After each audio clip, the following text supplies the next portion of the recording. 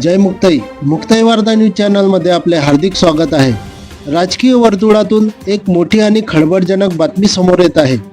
राष्ट्रवादी काँग्रेस शरद पवार गटाचे नेते आणि विधान परिषदेचे आमदार एकनाथ खडसे यांच्या अडचणीत मोठी वाढ झाली आहे। पुण्यातील गाजलेल्या भोसरी भूखंड गैरव्यवहार प्रकरणी मुंबईच्या विशेष न्यायालयाने एकनाथ खडसे आणि त्यांच्या पत्नी मंदाकिनी खडसे यांच्या विरोधात अजामीनपात्र वॉरंट जारी केले आहे।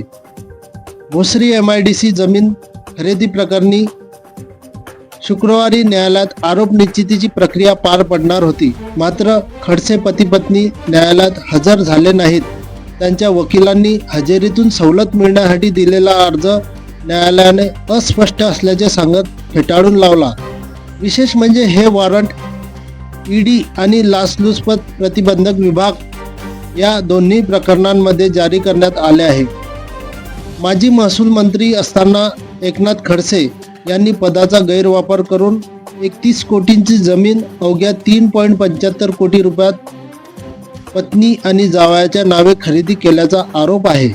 गेल्या वर्षी डिसेंबरमध्येच न्यायालयाने त्यांच्या दोषमुक्तीचा अर्ज फेटाळला होता।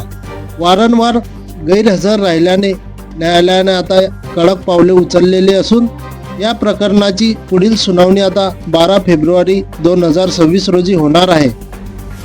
आता खडसे दाम्पत्याला न्यायालयात हजर व्हावेच लागणार आहे। यामुळे उत्तर महाराष्ट्राच्या राजकारणात पुन्हा एकदा खळबळ माजली आहे। ताज्या अपडेट्ससाठी पाहत राहा मुक्ताई वार्ता।